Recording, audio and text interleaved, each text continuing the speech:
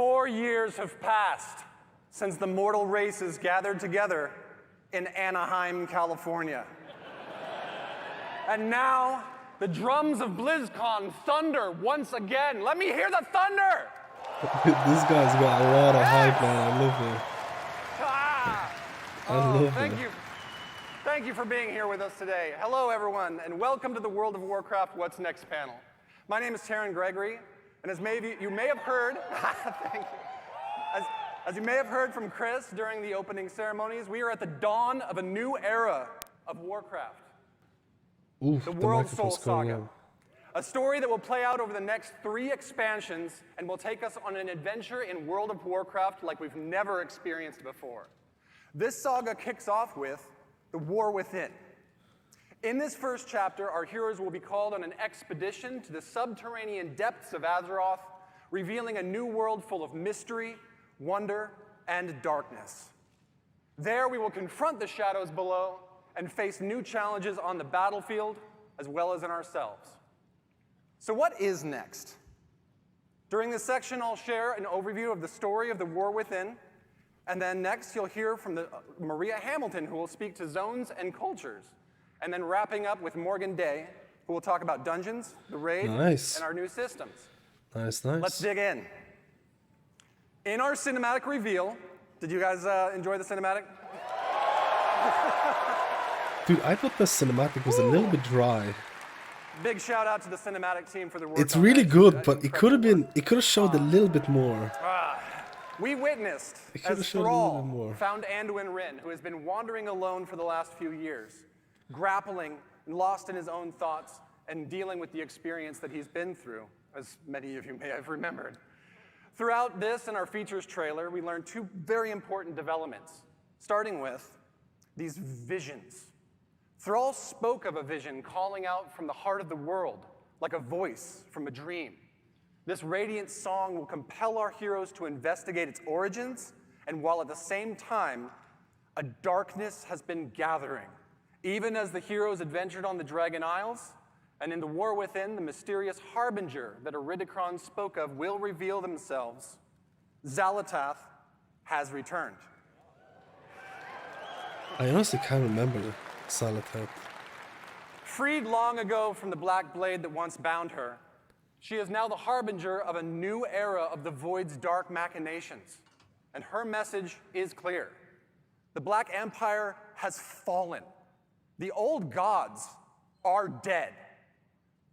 And their ancient blood runs deep within the cracks of the world. We, the heroes of Azeroth, destroyed them.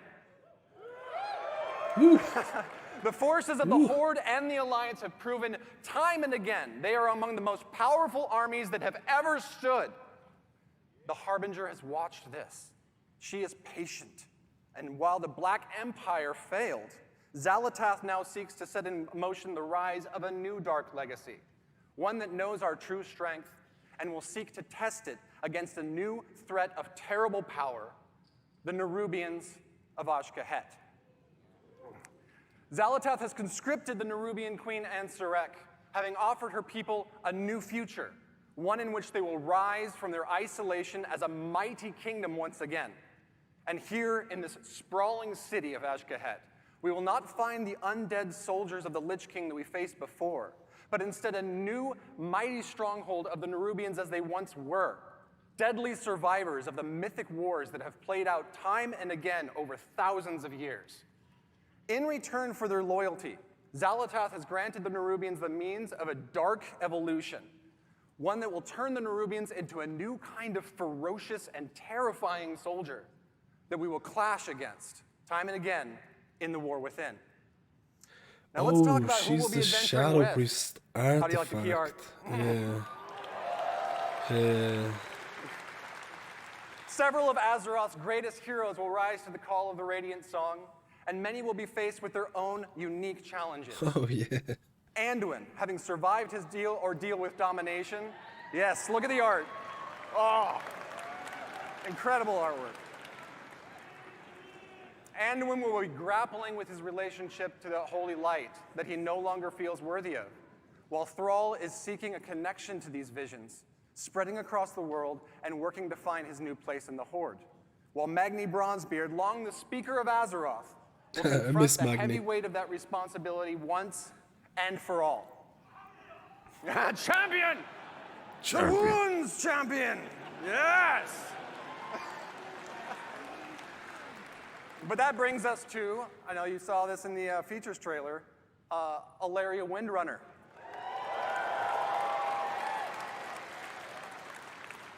Alaria's journey will be central to the events of the themes of the War Within, as she, a Void Hunter, will use all of her prowess to hunt down the Harbinger while being torn between her own nature and the maddening call of the Void to which she is attuned. Along the adventure, she will have a unique rivalry with Xal'atath, whose twists and turns will come to define the nature of this new conflict. Of course, we'll see many more familiar faces on our journey and meet a host of new and interesting characters along the way that Maria is going to tell you more about in just a moment. But finally, this saga is only just beginning. Conceived to be... Yes! Conceived to be an epic worthy of the first 20 years of World of Warcraft, the World Soul Saga aims to redefine the storytelling in our expansion set and strike boldly at the core themes that define Warcraft. The might of heroes, the responsibility of that power, the pursuit of justice. Got to do my best Mets in there. Justice! And the importance of finding common ground as well as ourselves amidst adversity. Up next, may I introduce Maria Hamilton, who will be sharing more about our zones and cultures in the War Within. Thank you so much. So what is the lore behind the World Soul? You have 3 expansions that are going to be following the same lore for the 3 expansions, I'm assuming. Hello, BlizzCon. Wow, I am so excited to be here and delighted to represent our team and tell you about the places that we will explore and the cultures we will encounter in the War Within. I can't really see all of you out there. I know there's a lot of you, though, because I can hear you. And I hope to hear lots of oohs and ahs when you see some of this cool art I've got to show you. So let's get started. Our theme usually carries. Thank you. Yep. Thank you. Okay. As Taryn mentioned earlier, we'll be called by the Radiant Song, dreamlike visions that come from the heart of the Azeroth. This summons is going to lead us to the subcontinent of Khaz-Algar, a place long forgotten. It's only through recent explorations in Uldaman that we've discovered a Watcher report concerning a contingent of Earthen that was sent to this place long, long ago to investigate a fissure in the sector. What exactly that means, we don't really know, but we can probably speculate. So first, let's talk about the Earthen. Ooh, there you go. There you go. All right, we have met Titan-forged Earthen before, of course, in Ulduar and other places. But this society of Earthen has been isolated within Khaz-Algar for a really long time and have developed their own manners and customs. Now, visually, these Earthen are a bit larger in stature, and they're noticeably blinged out. They've got gems all over them, bedazzled, blinged out, you know, that kind of thing, right? But philosophically, they are guided by the Edicts of the Titans, a set of codified orders, duties, and expectations that provide instructions for the core functions of their society. You know, Titans, order, all that, right? But the Titans have been absent for eons, and the Earthen are no longer united in their adherence to these edicts. They now exist as 3 groups that are estranged from each other. The Oathsworn, as their name suggests, still uphold the edicts faithfully and believe everyone else is doing it wrong. Their charge is guarding the Core Way, a Titan passageway that leads right to the core of Azeroth. They're primarily the city dwellers. They live conveniently near the object of their responsibility, that Core Way. Now, the Unbound, in contrast, have abandoned the edicts, and they are considered scandalously rebellious by the Oathsworn. Their original responsibility was providing the materials to keep the Titan installations supplied, and they're primarily rural. They're living in and around the quarries and the mines where natural resources can be acquired. They rarely interact with the city dwellers. They feel neglected and ignored because they have a different opinion on how they should live. Now, the machine speakers have strayed from the edicts in practice, but not with respect to their overall obligation to keep the Titan works functioning. They've had extremely limited contact with the surface dwellers, and they express no little disdain for those who just don't understand the great machines. Their homes are built around vast industrial projects under the surface that allow them to perform their functions in accordance with edicts, more or less. These different perspectives among the Earthen and their variable adherence to the Titan's edicts has weakened the society as originally structured. And that's not good, of course, but a much more serious problem is their steadily dwindling numbers. For reasons that I'm not going to get into here and now, New Earthen can't exist until we help them out by doing some things and unite the Earthen society once more. New Earthens Happily, can exist. As a result of our actions, New the Earthen will customizations. eventually be unlocked as an allied race. Let's go. Yeah, they look sweet, don't they? Yeah. Dude. These player Earthen will replenish the culture's dwindling numbers and may join either the Horde or the Alliance. Yeah. It is, of course, player's choice which side you wish to ally with. But as you can see from a small sampling of combinations, there's some fantastic variations and customizations coming for the Earthen models, including different gem incrustations, beards for all body types, rocky skin patterns, tones, They're bigger than and more. dwarfs, though. Now that golden mohawk with the braids and the fringe beard, that's quite the look. I want to see But size I really comparison. like the beardless guy with the bushy blonde eyebrows. He looks so cool. He's just They kinda look like, insane. "Yep, I wanna what see do you want me to do?" So anyway, all right, moving on. Another cool culture that players will encounter in the War Within is the Arathi. Yeah. Yeah, and you probably have questions, right? So these are descendants of the original Arathorian Empire, and they've arrived relatively recently and through some somewhat mysterious circumstances. And they find themselves trapped here within Khazalgar. Mysterious mostly because I can't say anything more about it just yet because of spoilers, but it's not like spooky mysterious, it's the other kind. As a people, the Arathi are worshippers and wielders of holy fire. They are dedicated to bringing hope and light to the darkness. They're tough, resilient people, with every member of the society being an able combatant. Some few are further blessed with paladin-like abilities through their devotion to the Will light. we be able to use those Even their transmogs? airships are powered by sacred flame. The extent to which they're comfortable in battle is probably a good thing because they have established a home away from home in an enormous cavern bordered by an endless underground sea from which terrifying creatures emerge to rampage and create havoc. Not my idea of a cool place to hang out, but they're really, really tough. These watery monstrosities, though, are nothing compared to the threat from below. A constant swarm of Nerubians has been held back so far from invading the Arathi lands. The assault is unrelenting, the threat is dire, and the Arathi can't hold much longer. These bastions of light against the darkness are far from home and limited in number. Sure would be terrible if there was also division within the Arathi ranks. Just saying. That would be pretty rough, what with them being so outnumbered. We could probably help them. All right, speaking of the Nerubians in the War Within, we'll explore their last kingdom deep within Khazalgar. These ancient survivors of the Black Empire who rejected their former masters have developed their own culture here in the deep darkness. As Taryn mentioned earlier, Xalatath has made a bargain with the Nerubian queen Ansarek, who seeks a new future and renewed glory for her people. The Nerubians are extremely capable and devious adversaries who have been honing their skills with their constant assault on the Arathi. But domination hasn't come fast enough for the queen's taste, as the Arathi has managed to hold against this onslaught. So this deal with the Harbinger has included some assistance for her troops.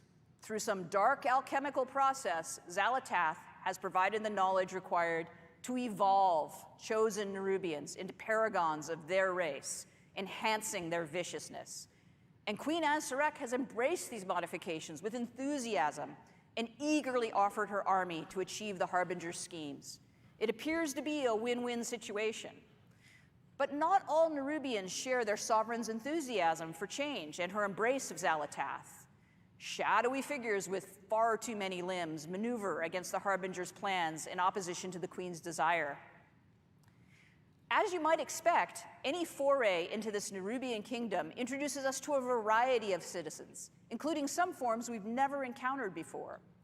Here's a layout of some of the Nerubian models that are completed and also some that are in progress, as well as scale reference for goblins and humans, so you just get a sense of size. So they're quite big. In addition to the Nerubian citizens, there are also domesticated insects who serve the kingdom as beasts of burden and pets.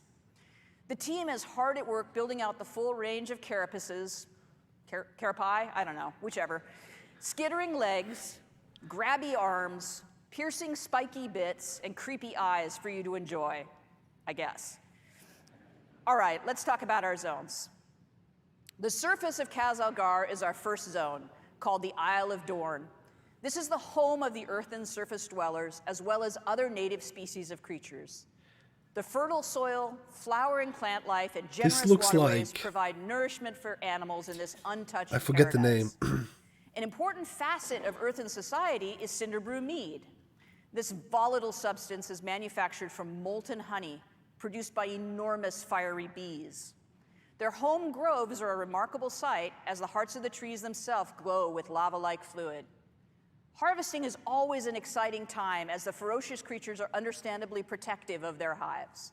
Now the roosts at Storm Watch are wreathed with lightning and fierce winds. These wild elemental rooks may choose to serve a member of the Oathsworn, who, if so blessed, becomes a Storm Rider, one of the guardian warriors of the earthen people. Look how cool. The Unbound deal with hostile creatures from time to time, but for their most part, the existence is relatively peaceful, fairly sort of peaceful. Their comfortable homes are often situated near the places where they once labored as adherents to the edicts. Those sites are now in disrepair, and in some cases, the lair of other creatures. Of course, the Isle of Dorn boasts a great walled city where the Oathsworn live and serve the edicts of the Titans. The city of Dornagal is the location of many important civic buildings, markets, traders, and crafters. And it's here that a traveler will find the expected amenities of a capital city, as well as the Titan Causeway, the defense of which is the Oathsworn's primary charge. Now, beneath the surface of the Isle of Dorn lies our second zone. You go the underground in the main city. As the name suggests, it is here that the Earthen are engaged in their work in accordance with the edicts. So that's the main These city, and that's the underground, industrial areas right? Of this cavernous space are huge, complicated machines, lava-heated foundries and forges, and waterworks, both to cool and to power huge machinery. Maintaining these Titan mechanisms and keeping everything running is both the responsibility and the passion of the machine speakers. The Earth has shifted too in places, revealing openings to the sky above to the Isle of Dorn. These cenotes bring light and water into areas once shrouded in darkness. Don't take my candle. Abundant greenery, flowers, and creatures that do not typically dwell in caverns may be found in these idyllic spots. Dude. It was really important to us as developers that we delivered the fantasy of the hard-working industry, but still had some break-up areas of natural beauty that don't feel like dark, constrained tunnels. Now, as the machine speaker population has dropped, they've had increasing difficulties with kobold incursions. And indeed, the kobolds have taken over the mines, the work areas. They've even built a city of their own. Unexpectedly, the kobolds are actually becoming a force to be reckoned with under the aggressive actions of their leader, the Candle King. You knew it had to be a candle. No way, man. No take candle. No take candle. With the passage of time, the Earthen have diminished both in number and in the knowledge required to perform the various routines to tune and repair the processes. The old ways have been forgotten, and new creative methods must be employed if the edicts are to be obeyed. So they're kind of making it up as they go along. From the ringing deeps, we descend further into Khazalgar. This is the vertical expansion. A vast hollow area in the Earth, bordered by an endless underground sea. This tenuous foothold under the bright light of an enormous crystal has allowed the Arathi to survive. using their airships to travel to high plateaus and establish docks, light towers, villages, and even a priory. From their capital of Merildar, these trapped people strive to keep hope alive and spread the light while engaged in a near constant battle with the Nerubians at their borders. The open spaces, the bright light, and the greenery are intended to feel as though we're on the surface, somehow, rather than in this sort of strange hollow within Azeroth. The crystal provides brilliant light, warmth, and growth for vegetation. The crystal you may notice provides that all the blooming plants have opened their blossoms toward the light and seem to be reaching in that direction whenever they're in Hollowfall. Unfortunately, the crystal sun has been changing in recent years. Where once the light was steady and reliable, it now fades without warning, plunging the Arathi into darkness, save where they have built light towers and maintain their holy flame beacons. In the absence of this light, the dangerous Kobis and other fierce creatures emerge from the sea to rampage. As the Arathi are barely holding back the Nerubians, these unpredictable episodes are incredibly demoralizing and deadly. Happily, the light has always returned to the crystal. So How far. do you get back and forth? And at How the do you go deepest back and descent forth? in the War Within, we reach the zone of Azj-Kahet. That almost rhymes. Anyway, the Nerubian city of Threads has been built on the ruins of itself, over and over and over again. As areas decay and crumble, a new district is built upon its ruins, and as a result, the city climbs ever higher.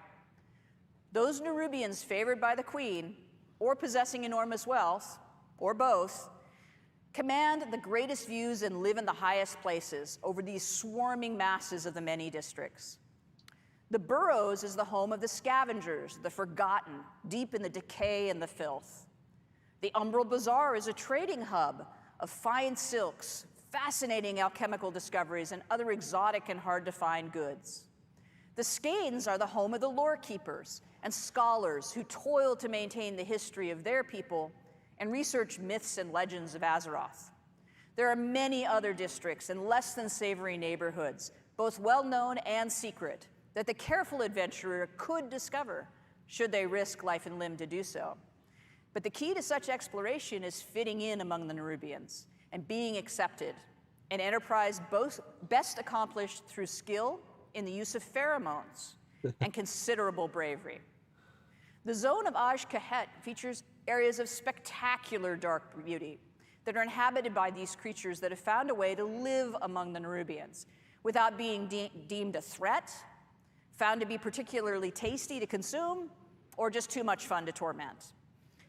The mobilization of forces to assault the Arathi while also providing military might to achieve Xal'atath's schemes has stirred up all sorts of inhabitants of the darkness, and deep within the city itself, the Nerubians are gathering an odd substance, the black blood of the old gods, for some unknown purpose, but I'm sure that's fine. And now I'd like to talk a little bit about our zone flow. As I mentioned... Dragon flying. Awesome, huh? Dragon flying. Let's go. Dude, what is that? What is that We lightning? travel from the Isle of Dorn into the Ringing Deeps, into Hollowfall, and then into Azj-Kahet. In the War Within, all of our zones are connected all together using the airlock technology that we developed for Zarelek Cavern. So you allowing fly for the into seamless it. descent from the Isle of Dorn all the way to Azj-Kahet. That was video I just captured last week of the transition between the Ringing Deeps and Hollowfall. As you can see, we built for dynamic flight. Yeah, I know we were the- able to flow I know directly dynamic between flight. the zones without Yeah. the load screen. There is some seriously amazing swoopy goodness to be had moving across these zones and through these spaces. It feels so cool to burst out of a really tight area and into just a huge drop. But how like that. long to It's get from the so top to the exhilarating. bottom? Now this 10 blocky minute map that I've got up here 10-minute was flight. an early attempt during development of our zone flow to try to figure out how we would stack these zones together and achieve the relationship between their geography and geometry that made sense and felt great to traverse. We ended up with something slightly different than this, but this is pretty representative to explain what the world builders were thinking about when they planned these spaces out. It was really important to our design that while 3 of the 4 zones are technically underground, They didn't feel that way, and that they were distinctly different from one another. We pursued that goal by introducing the natural cenotes in the ringing deeps and leaning into the fantasy of the classic underground foundry and industrial workspaces. So even in the zone that felt the tightest, there's places that look as though they're actually on the surface. And within Hollowfall, we created a massive hollow space in a cavern so vast it feels like an exterior, with a huge artificial sun in the form of a gigantic crystal. And in Aj-Kahet, we leaned hard into traditional Nerubian architecture with hanging nests and huge palaces built all over a decaying city that just falls away into the depths. And that is the last bit of eye candy I have for you today. I hope you enjoyed this. That's a lot of peek at what we've content, got in man. development. They covered more than I thought they would with the new zone. Honestly, really excited.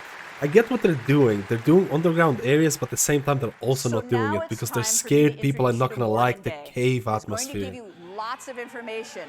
I can see where they're going from. Raids and systems. Enjoy. Thanks very much. I can see what they're doing with this. They're like, yo, because they didn't want to feel people to be claustrophobic and stuff like that, but the areas look really cool. And the allied race, I want to see the height comparison because they said the new dwarves are taller, which is a big deal, right? My name is Morgan Day, and I'm here to talk to you about some of the upcoming content, features, What is that on his t-shirt? That looks like... I'm sure I'll also make some funny faces that I'll regret later in thumbnails, but whatever. That looks like... First up, let's talk What's about his name? dungeons. There will be 8 new dungeons coming in the War Within, 4 during level up, 1 in each of the 4 zones that Maria just walked New through. dungeons! 8 new 4 dungeons! at max level. There's a No, lot no, of really 4 cool max level, stuff okay. happening in these dungeons. For instance, we have like a kobold dungeon Okay, it's the where same you meet thing, that it's the Candle same thing. King, where there's like a light mechanic that takes place. You have to kind of keep it going to light your way. There's a dragon riding dungeon, of course, but also one of my favorites is the Cinderbrew Meadery that Maria just talked us through. So this is a dungeon that takes place on our first zone, the Isle of Dorn, which is where you'll experience, all of our earthen buddies, and this is the place where they make that Is that Cinderbrew Anduin? mead that she was talking about. They take in all that honey that they gather from throughout the zone to make the mead, to do all kinds of fun and/or nefarious things with. Although I do have to say, I feel like they're a little bit behind the times. I feel like all the kids are drinking that, hard seltzer or something these days, but whatever. They're old school, I get it. Next up, our That's such a raid, dad joke, the dude. Nerubar Love it. Palace. So this is an 8-boss raid that will take place in the zone of Aj-Kahet. 8 bosses? Okay, okay. And this is really the okay. culmination of all of those Okay. machinations we keep hearing about that we see play out between the Nerubian Empire, their queen, and her collaboration with Xal'atath. So for this next one, we don't normally show things this early, but I thought it'd be cool to share. On the left there, you can kind of see the top-down view of the raid, and on the right, it's more of like a side cutout.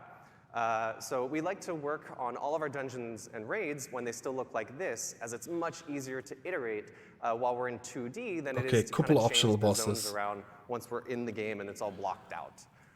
So to step us through the raid really quickly, after barging through the front door, you'll very quickly Traversal fall and/or get fishing knocked into line. one of those giant pits of that black blood of the old god that you'll hear much more about in Aj-Kahet. And then you'll battle your way through the harvest pits, and then finally traverse your way back up through the stalactite wing, which is not a final name, I promise, until you finally fight your way into the Queen's inner sanctum, where you'll come face to face with her as the end boss. So as you can see, this will kind of feel like a winged raid in terms of the vibes, but in terms of the player experience, it'll actually be quite a bit more linear than what you might be used to for a raid with some winged vibes. So something that I also think is fun to talk about really quick is with all of our dungeons and raids, we like to try to explore what is the thing that's going to make this space feel really unique, that's going to make it stand out from all the other times that we've built these dungeons and raids. And with this space, we really thought that, given that we have the Nerubian to play with, they've got all these amazing webs and silken threads that you can kind of traverse These underground the zone bosses. through. We thought it'd be really fun to explore verticality as a major element to this raid. So I think that'll be really fun to see what the team comes up with for that.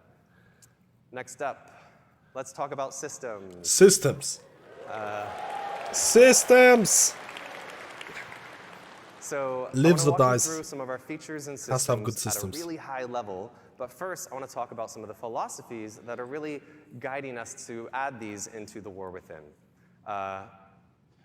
So first and foremost, we really want to continue to extend the philosophies of Dragonflight into the War Within. And really, when we talk about that, there's three main pillars that I want to touch on.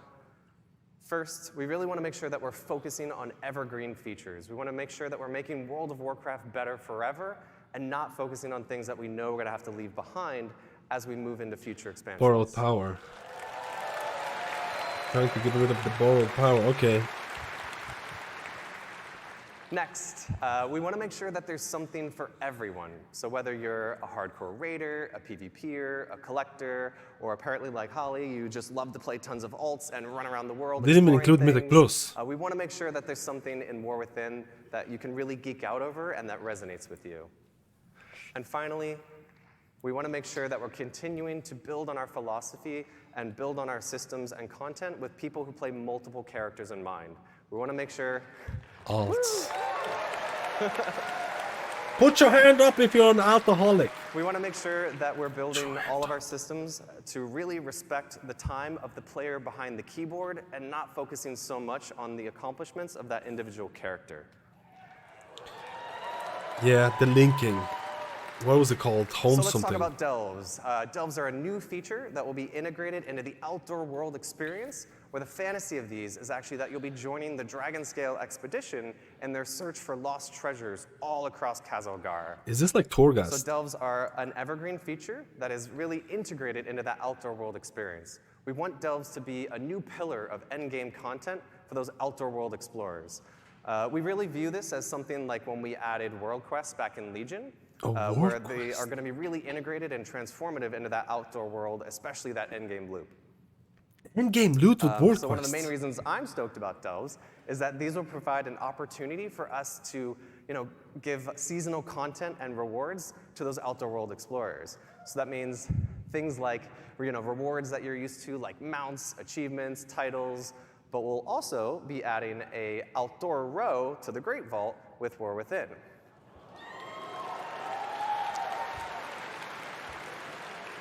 This is more like island expeditions, So right? that all of you outdoor world explorers will be able to share in the joy of rushing to the Great Vault every week to collect your loot. And there will also be 13 unique delves that we'll be launching War Within with. And delves will scale from 1 to 5 players and be role agnostic. So that means if you want to play a delve solo, that's totally cool. If you want to go with you and your partner, that works as well. Or you can bring your whole dungeon group in, and the delve will scale based on your group size and your roles. I need to see more on this because they say endgame loot. What does endgame loot mean? And I would be remiss if I didn't mention one of my favorite features of delves, which I think Maria alluded to earlier, which is that there will be an NPC companion joining you on all of your adventures. So for Season 1, that'll be Bran Bronzebeard, as you can see. And Bran will be tagging along with you on all of your delve adventures and will totally never, not even once, aggro a pack of monsters that you didn't want him to. And I don't have my fingers crossed behind my back right now. So Bran will have a customizable talents and mechanics and abilities that you'll be able to kind of load out to suit your playstyle and needs. So, maybe you need a little bit of extra healing. Healer you can load tank. Bran out to provide that for you. And finally, you wouldn't be exploring with the Dragonscale expedition if at the end of every delve there wasn't this massive treasure trove that we need Bran to open for us, which hopefully brought a couple of keys to open some of the chests in there. But before Bran can open that vault for you, you'll need to maybe defeat a boss, maybe you'll solve a couple puzzles, something like that, and then Bran will be able to open that vault door for you. Is that like the caverns puzzles? I'm thinking caverns puzzles, I'm thinking island expeditions, I'm thinking Next up, let's talk Torghast, about all put in one. warbands. It's happening! What did he say? I missed it. Warbands. Now this sounds warbands are really a good. system that we're introducing that will really be the representation of all of your characters across your Battle.net account. Warbands are an opportunity for us to create a platform where you can share your achievements, resources, and all that other good stuff across all of those characters. What is that? So the goal of this system is really to be that representation of the philosophy shift that I mentioned earlier about really respecting the time of the player behind the keyboards and not those individual characters. There's actually a ton of additions and modifications. We've talked about a few here. There's no like singular UI screen that says warbands. It's more of like all these modifications and updates and features are like kind of wearing a big coat that says warbands on the back of it. It's how I kind of keep it straight in my head. But just to talk about a couple of those cool features, we'll actually be revisiting the transmog rules of how you acquire those appearances in the War Within. Transmogs. But So is it for all of you currencies? who have Is it currencies to upgrade gear and stuff? If that's going to be a thing. So that means all of you who have probably had to run 4 characters through all of those legacy instances just to make sure you're collecting all the appearances, that won't be the case anymore in War Within. You'll just be able to run it with 1 character. People are going to love the transmog.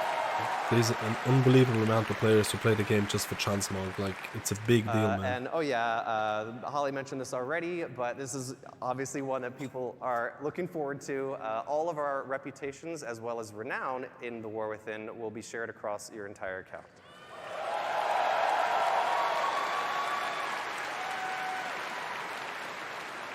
Dude, let's go, man. Last but not least, let's talk about hero talents. Oh, that's what they're So here's a talking about quick with the war mock-up bands. of what the UI will look like that I think really helps explain how these integrate into our current talent trees. But really quick, let's take a look at how this will work. So there will be 3 new hero talent trees per class, and 2 will be available per specialization that you can freely choose and swap between. And also, this is another evergreen feature. This is a system that we think is going to provide a new vector of choice and customization for you and all of your classes, as well as create opportunities for us to really dig into some of those core class fantasies that are, so amazing. So Hero Talents will introduce these new, small, self-contained talent trees like you just saw in the UI. And the way I like to think about it is like, currently we have 2 types of talent points, right? We have class talent points and specialization talent points. And now in the War Within, there'll be a 3rd type called hero talent points. So let's look at a quick example, which hopefully explains it a little bit more. This is a warrior, as you can see. These are the 3 hero talent trees that they'll have available: Mountain Thane, Colossus, and Slayer. And as you can see in the top left, we have Protection, who will be able to choose between Mountain Thane and Colossus. Up on the right, you see Fury. Yep, that's right. Mountain Thane and Slayer are their options, and down at the bottom, Colossus and Slayer are their options. So this is how the majority of our classes are going to look in the War Within, the exception, of course, being Druids and Demon Hunters, who are a bit special, so theirs will look a little different. How do you So balance let's take that, a look though? at how you'll unlock the system, How do you as well as balance how that? it'll feel playing through as you're leveling through the War Within. So the system will automatically unlock at level 71, and it'll just kind of appear in your UI. You'll earn 1 talent point per level as you level from 71 to 80. And there are 10 talent points in total, with several choice nodes along the way. So I like to think of this as being similar to like the Legion artifact, where as you were leveling and progressing, you were making some choices along the way. But ultimately, you're going to unlock the whole tree. Yeah. And also, I want to be very clear here. These are extremely low friction to swap between those choice nodes, as well as to swap between the different hero talent trees. Nice. They're getting that you should be able to respec or swap easily, man. So, Dude, this completely should be different very from analogous Shadowlands. to your current talent trees, and will follow all the same rules that you used to there. So, at Remember the start of Covenant? the raid boss, before Mythic Plus starts, before an arena match kicks off, and anywhere in between. And to wrap us up, I wanted to show off a really quick video of what hero talents look like in action. So this is a warrior, as you can see, pop an avatar, jumping in. Yeah. And this next one is that same warrior with the Mountain Thane talent tree.